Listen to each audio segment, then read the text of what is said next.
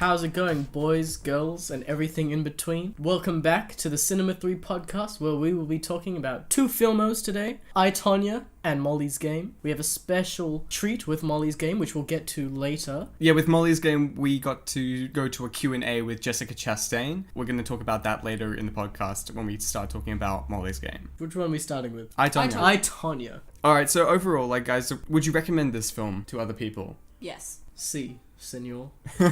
Yeah, I would too. I would definitely recommend this film. I think it's one of the best movies that I've actually seen so far this year. Me too. Yeah.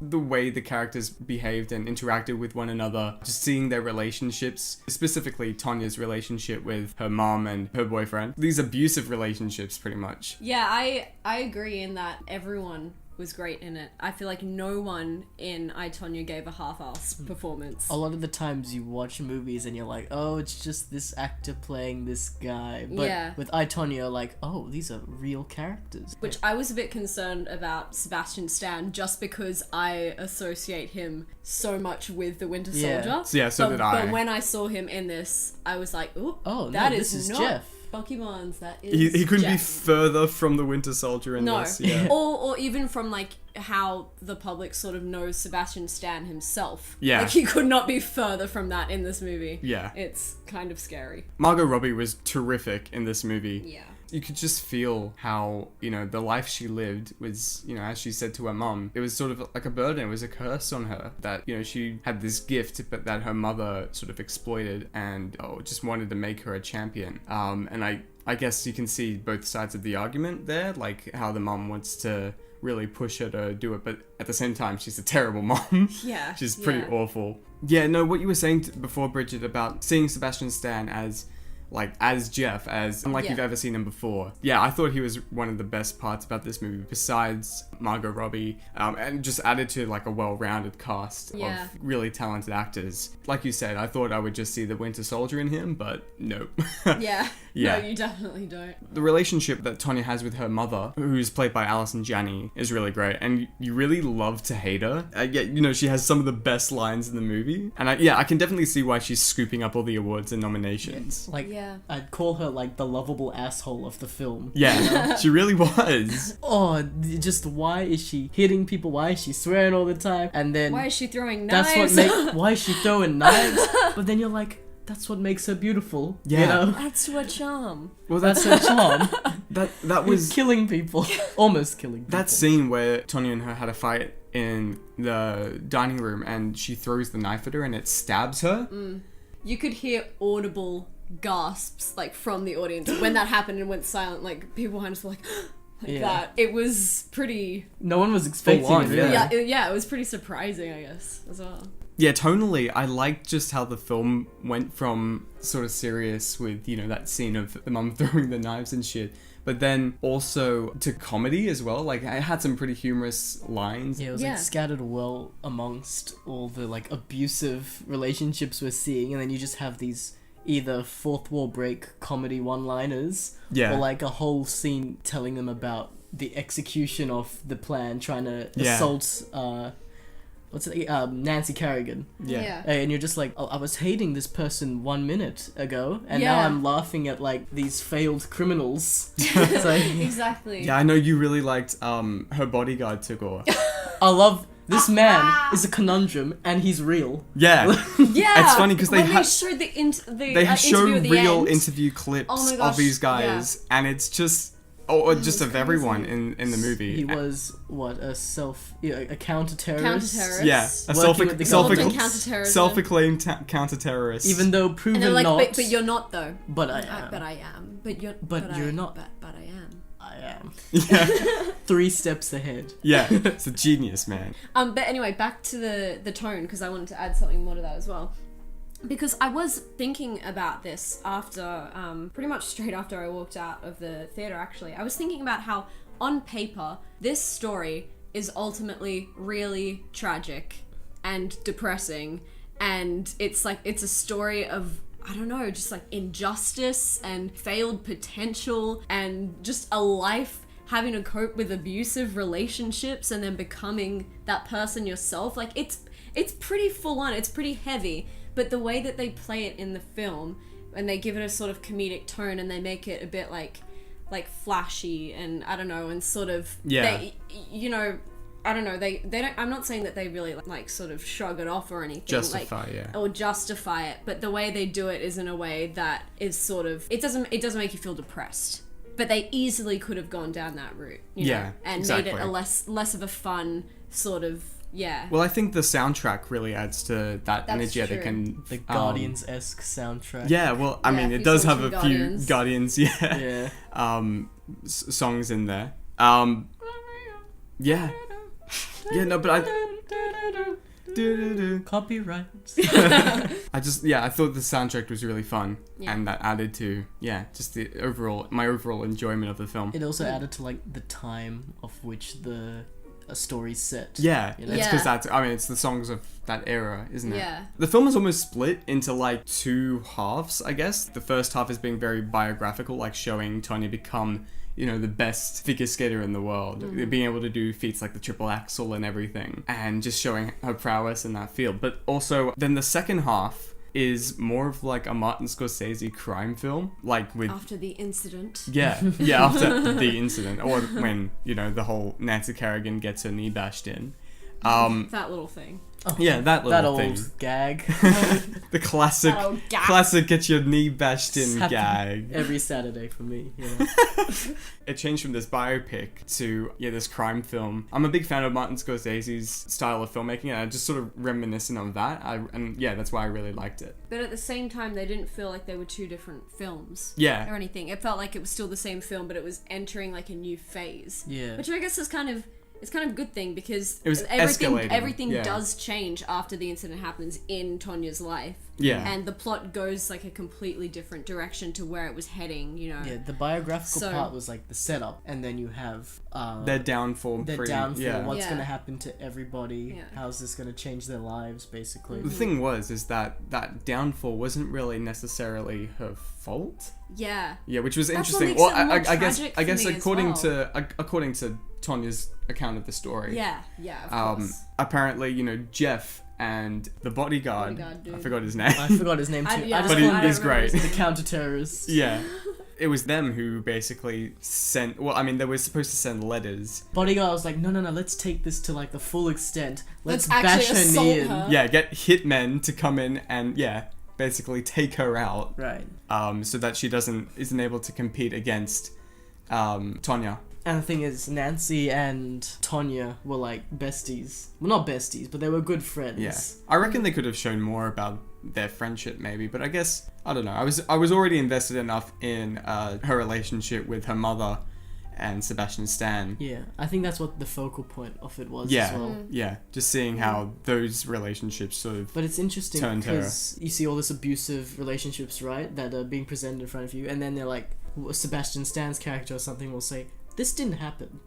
You know, I like how they had the contradictions between the different stories. Everyone has their own version of the events. Yeah. You know? So I kind of wish they played with that a little bit more. Yeah. But I guess it was only a little you've only got enough. You know, you've only got so many minutes in a film. Yeah. Yeah, I like that they included that at all, I guess. Back to the thing that you were saying, like, about Tonya and Jeff's relationship. I really like that the way that they depicted it in the form of a montage, like, towards the beginning of their relationship.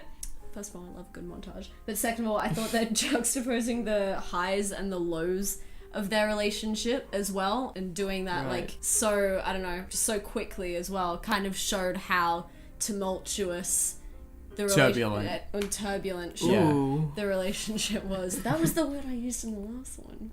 You mean the one that we're not second recording? Oh, yes. This is the first time we've recorded this. Yes. Anyway. Alright, now let's quickly get into some of the things that we didn't like about the film. For one, those scenes where she's on the ice rink. I mean, they're very stylish in that they're all done in one take. And when she's skating on the ice and everything, and it's very flashy. And you feel like you're with her. Yeah, exactly, yeah. But, oh my god, when they CGI'd Margot Robbie's... Because obviously, Margot Robbie can't ice skate like that. No. So, they CGI'd her face onto the person who can actually skate like that. And yeah, so it just looked... it looked pretty bad. It looked really fake. It was noticeable, wasn't distracting. It didn't take away from, I guess, like, my overall enjoyment, but it was just something that was noticeable. I don't know, for me it kind of was, because, like, I thought it was a pretty perfect film, so then I kind of go back and think, well, like, I don't know, I guess what can I fault it on? Yeah. And that is actually something that sticks out to me, because it did pull me out of the film and of taking it seriously and everything and going, that is not real. And she's spinning so fast, so it's hard. I guess I can understand how hard it is to CGI a person's face and have it not look like fake, because when you're moving that fast, your face isn't that clear anyway, so it's gonna look it's gonna look a bit fake. But then I think if they knew that they couldn't have achieved the desired look, why didn't they shoot it differently? You know?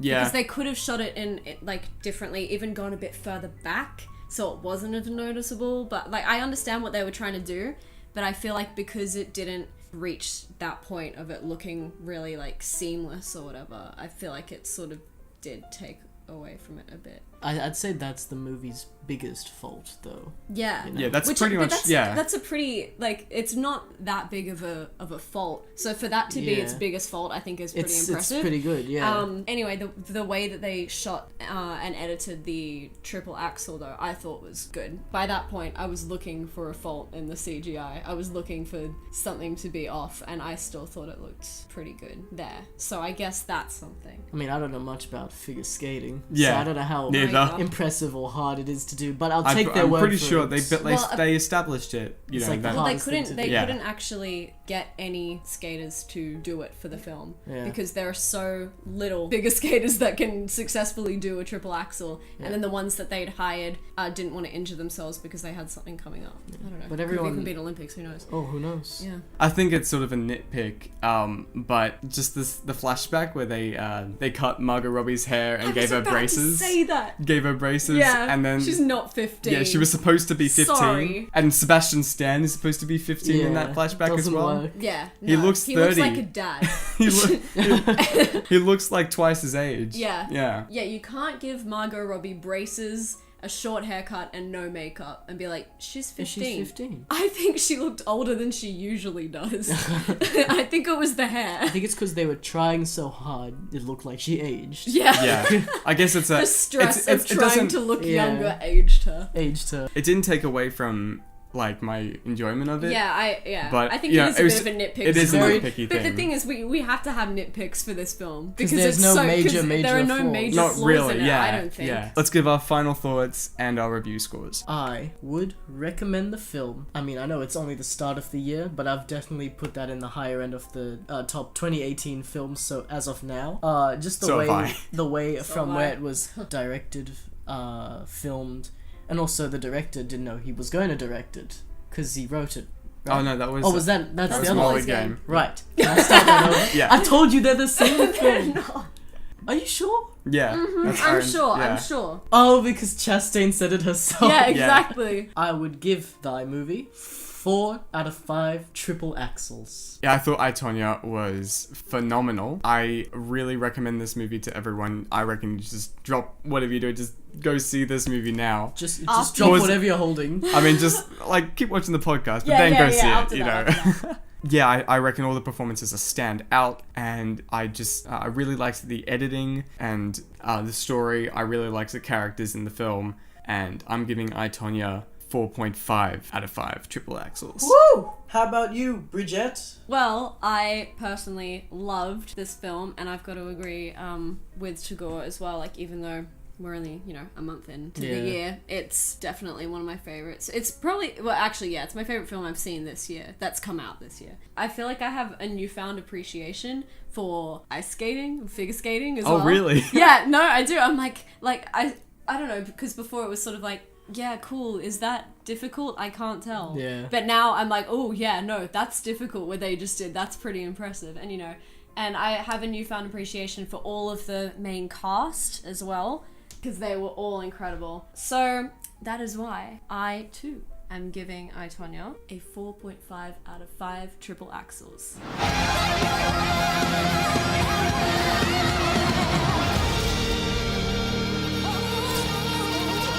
Stop that.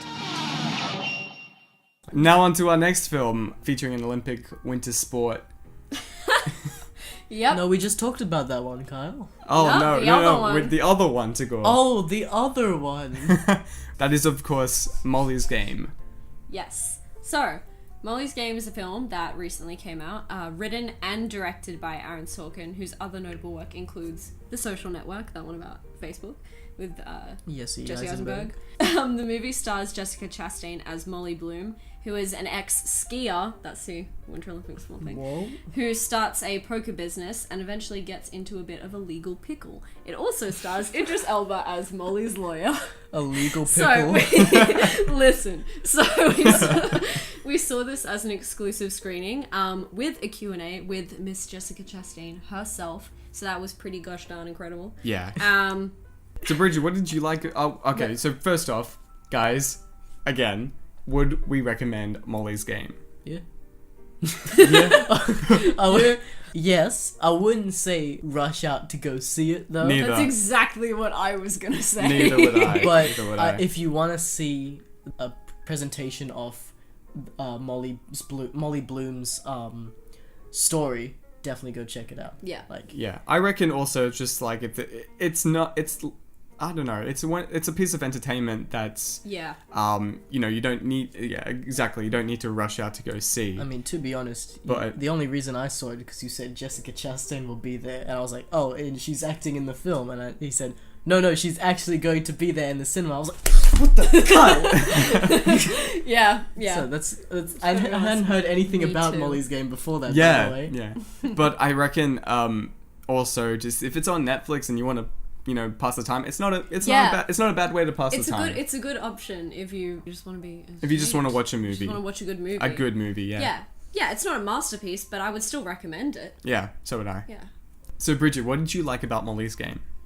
Well, I liked quite a lot about it. But firstly, I really liked the way that they opened the film.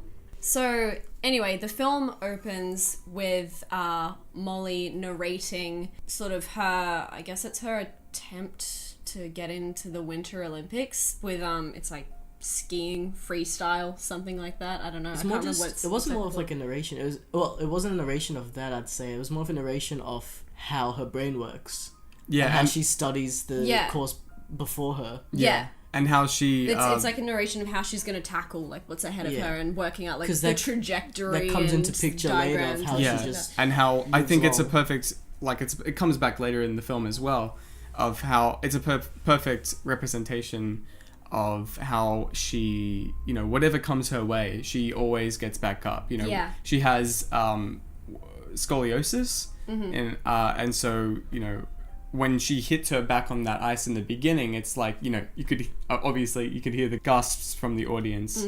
Yeah, but like even though she fell and like she couldn't really ski again, she found a way to get by and make her own life. Definitely. That's the reason why I like it so much, is because it shows from the beginning that she's determined, persistent, like intelligent, hardworking, all these things, and it meant that they didn't have to keep telling us that she was these things. They could show it in in like a 5-minute scene, I guess, at the beginning, and it sort of set up the tone of the film, and it also set up what her character was, and from the beginning you knew what this was going to be about. You knew what you were in for. And it got me excited to see the rest of the film. I was like, oh, so this is what I'm going to watch. Okay. Feisty. I honestly thought the movie was going to end after that scene. Because I was like... That's how it ends. I just thought That the was the one game. word that went through my head, dead. Because you saw the x-rays, right? And her surgery, and you're like, oh, she's probably never going to ski again. Lamau, she's skiing, and the one thing she says that is going to go wrong happens. And I'm thinking, shouldn't she like have severely injured herself? Yeah. Like... It's a spine thing, of all things. Yeah. I guess you could Shouldn't say she she be was experiencing some Jessica back pain. Can you please leave? Yeah, okay. But I'm glad the movie did continue. But part of me... Yes. Otherwise, Molly's game. She lost the game, folks. She lost Spoilers. The game, folks. Imagine the title just comes up after that little montage at the beginning. Well, we paid like... and Jessica Chastain walks out. So how'd you like the film? Woo! You broke your back here. The movie was 5 minutes. I love it. I thought this was about poker. It was just a marketing gimmick. It was a marketing ploy. God, I just hate being when played. trailers use footage that isn't in the movie. They had countless reshoots. Oh god. Good meme. What are we talking about? Okay, so what did we think about the dialogue and the way that everyone spoke to each other? Because it's very obviously an Aaron Sorkin film and an Aaron Sorkin script, so all the dialogue is Sorkin-esque. Yeah, it's very. It has that. It's very it has energetic, that very style. fast paced, very Witty. Yeah, exactly. Yeah. You sort of have to pay attention in an Aaron Sorkin film, or at least a script. Yeah, you can't miss a beat. Because they do talk pretty fast, and they you have to follow each beat. Because I know nothing about poker, and even when they were explaining, I was like, "What?" I still didn't know what they were talking about. Yeah, I reckon you get more out of it if you know how to play poker. Yeah. Unfortunately, the three of us don't. No.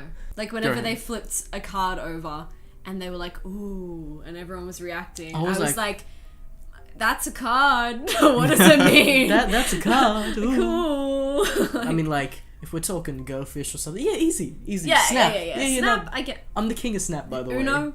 Oh, we're gonna. Uno is good.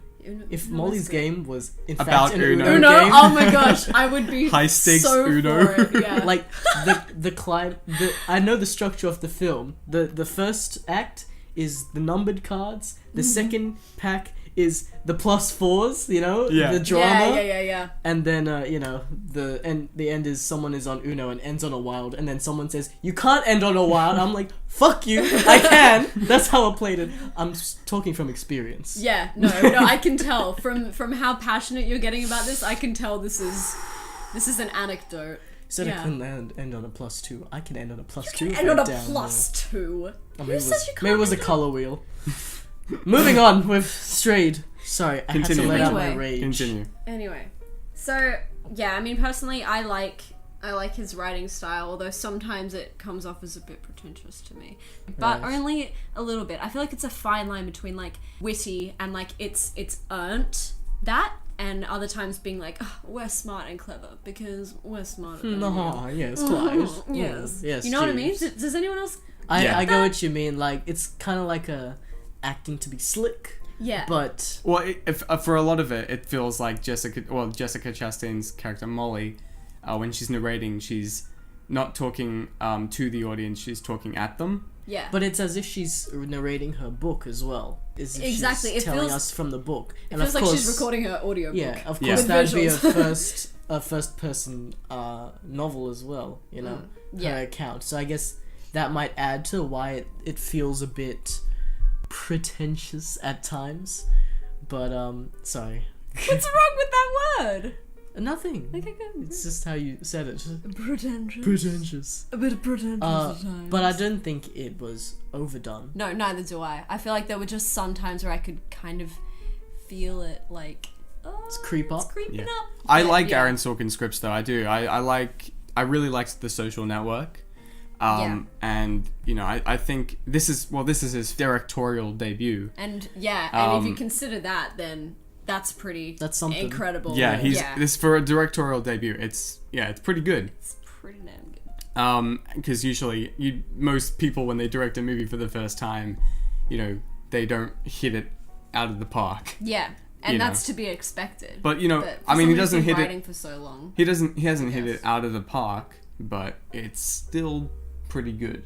The similarities between The Social Network and Molly's Game though were pretty obvious for me, definitely. Yeah, I thought that as well. And narrative narrative aspects, because they cut between Molly telling her story and then also the courtroom stuff, or at least with Molly, in Molly's Game, the stuff with Idris Elba, who plays her lawyer.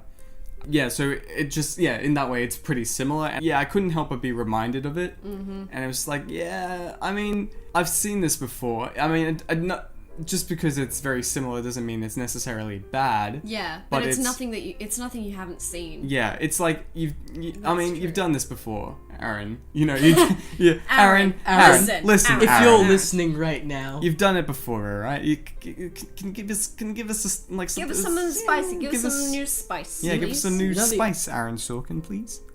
Aaron Sorkin. Aaron Sorkin. Give me Saucepan. Saucepan. Aaron Sorkin. Okay, I wanted to quickly talk about Idris Elba in this as well, because while he isn't a major, well, he's a major character, but he doesn't have a major. He's a supporting role. role. He's a supporting role. He's definitely he's a supporting role. But anyway, the time that he does have in this, I think he uses really, really well. Yeah, I think he was one of the best parts about the movie, Idris Elba. I agree. And Kevin Costner, yeah. Yeah, oh yeah, true. And his speech when he's defending Molly to the prosecution, I think it is. It's not actually in the courtroom, but before that, when where he's talking to those those dudes, those political dudes. Yeah. He was really great in that. Yeah, I really liked, actually, just talking about performances for a bit.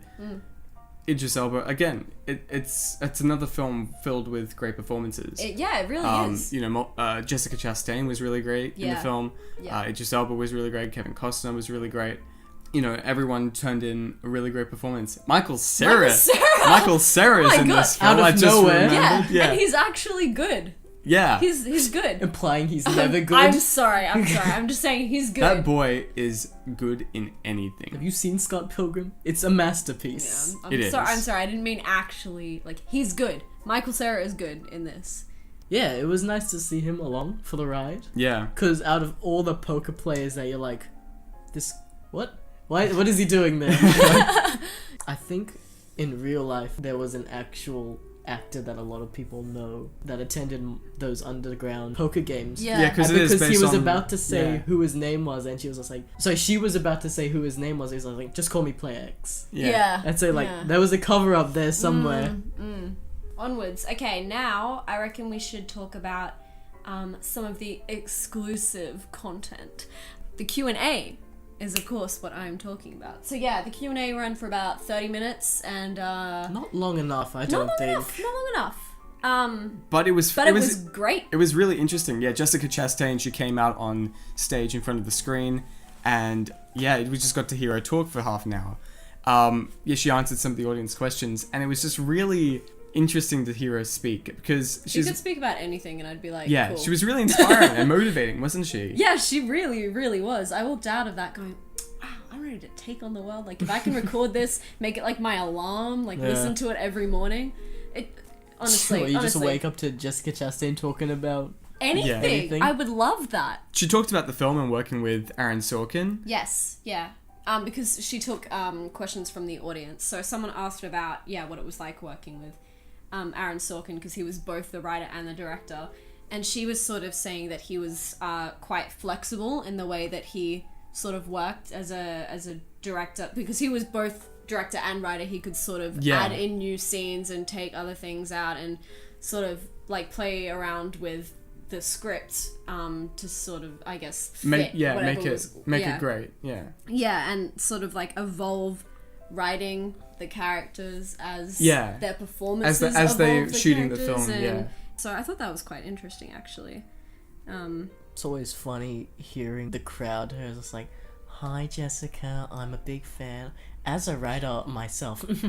Every single person was like, "I'm a big fan. Anyway, so I want to get into the industry." Like, as anyway, so a give me your knowledge. self-acclaimed actor. Yes. I was just like, just ask the question. Yeah, but don't deny that you would say something like that too, right? If the mic came to me, Jessica, I'm a big fan. But then listen, the thing is, if you don't say that and everyone else has said that, it's like you're a dick. Yeah. You know. But anyway. But that's besides. If the mic came to me, I wouldn't have addressed it as "Hi, Jessica Chastain." Miss Chastain. I would have been like, "Oh, yo, hi, what up? What up? What up, my man, my dude." I'm sure she would have appreciated that. She knows what's up. Yeah, no, just it was interesting. Yeah, just hearing her talk about working with Aaron Sorkin. Yeah. But it was also because she talked about being in the industry at the moment, and I think one of the most interesting things she said was, when she started around 2011, film studios, they didn't want to greenlight a film with a female lead because apparently it's not safe or something. But now I sort of have to think that maybe the whole things with Harvey Weinstein maybe had to do with something. But she's saying that now, sort of now in the industry, there's this big boom of the rise of women roles in film. Yeah. Which is great. I think it's really good that we get to see these kinds of stories like Molly's Game, where you do have these strong female roles in there. It revolves around them. Yeah, exactly. Yeah, and they're just... But even with this film, though, they've gotten a bit of criticism with, why doesn't she have a relationship as well? And things like that. Why can't she have both a career and a relationship? And it's like, well, that obviously wasn't a focus of the movie. Yeah. The best thing she said about that was how, when Aaron Sorkin would get those complaints... he couldn't understand it. He would say he'd appropriately respond with, oh well, nobody asked me about that with Brad Pitt in Moneyball. Yeah, exactly. And it's so true. It kind of just does. Did he do Moneyball? Yeah, he wrote Moneyball. I can see the similarities. Yeah. But it is crazy how much the industry has changed in like 7 years. But then even so, like what you were saying before with Harvey Weinstein and and the Me Too sort of campaign, and even in the past couple of months I've seen a massive shift as well, which is like a positive shift after everyone's sort of come out with these stories. And it's good and it's refreshing to hear different voices in cinema, because like one of the best things about cinema is being able to hear different perspectives. And when you keep getting the same like types of people in these roles, it gets boring, it gets repetitive, and you feel like I've heard it before. So having a character as complex, a person as complex as Molly Bloom and everything, and for her to actually like have a film, it's really cool. It's just something that it's just a different story. It's something you're not usually exposed to. I liked just how film is able to do that and just show different sides. It's great. Yeah. And also another thing in the Q&A that she brought up was talking about her favorite scene to film. Yeah. Which was yes. Yeah, which was the one where she's sitting in the park with her dad, who's played by Kevin Costner. Yeah. Which was our favorite scene as well. Yeah, funnily enough. So it's kind of cool that I thought her passion behind it really showed, I guess, in the scene. I thought that was the best scene in the entire movie. Yeah, I agree. And she said it was one of her favourite scenes to film in the movie, but also, like, overall, one of her favourites to ever film. Yeah. Well, it was a very powerful scene. It was a powerful scene. It was, yes. It was. Okay, so wrapping it up, what are everyone's final thoughts? Yeah, my final thoughts on Molly's Game is just that, overall, it's a good film. Again, I don't think you necessarily need to, rush out to your cinema right now, like I say with Tonya. But, I still think it's a good film and it's competently written. It's just not something we haven't seen before, which, I mean, isn't necessarily bad, but it's just a thing. It's just the same as a lot of things. I did like all the performances in the film. I liked Jessica Chastain, Idris Elba, all of them. And I thought the movie was, very well written by Aaron Sorkin and directed. Although I reckon if David Fincher or some other director with, just a more directorial style had come in, they'd have been able to turn this material into something freaking amazing. Overall, I think it's good. And so I'm giving Jessica Chastain a 3 out of 5. I'm giving Jessica Chastain a 3 out of 5. A 3 out of 5. Jessica Chastain is a solid 5 out of 5. Okay. Thanks, Jessica. No, you're a 3 out of 5. You heard it here first. And so I'm giving Molly's Game 3 Jessica back pains out of 5. Lovely. If I was to rate the rating system for this, 1 would be like, oh, your back kind of hurts, and 5 would be scoliosis. Yes, exactly. Severe scoliosis. 3 is like mild. C's like something's about to go wrong. Yeah, you should get that checked. Probably. To me, the film felt like a lower grade Ocean's film in the terms of like how they narrate what they're doing, or like the plan ahead. In Ocean's, it was how they're gonna heist this casino. In Molly's Game, it was how they're gonna stage a poker game without... How we're gonna run this casino. Gonna run this, It was her life, Yeah, it was good to see, again, talking about perspectives even in Tonya and Molly's game. Yeah. Just what their point of view is. Yeah, it's sort of cool how they're both sort of similar. Yeah. They both have, female protagonists. Winter Olympic sports. Winter Olympic sports. Too many similarities. Based on real story. Based on real events. Yeah. Based on controversies. Oh, yes. As well. In whole, I guess I'd agree with you as well.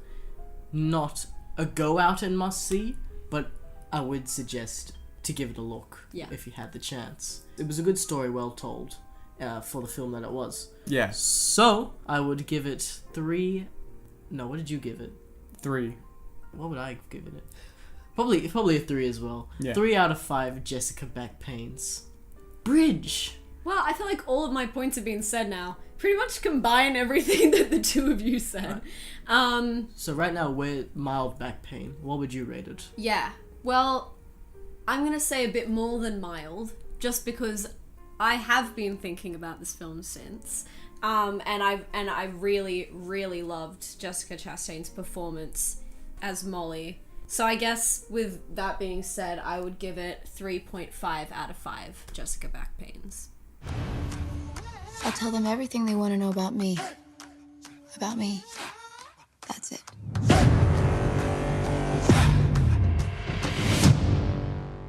Anyway, guys, thank you for listening. Please, if you like this video, give it a like and subscribe. We also have a Facebook and a Twitter, all at Cinema3 Podcast. No spaces, no underscores, and no capitals.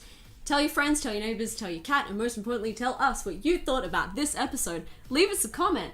Also, remember, we have a Patreon. $2 gives you access to all the goods, and the links are in the description. And also, we're seeing Lady Bird tomorrow, so we're going to be having that episode out soon. Thanks for listening, and we'll see you guys next time. See ya, pimp.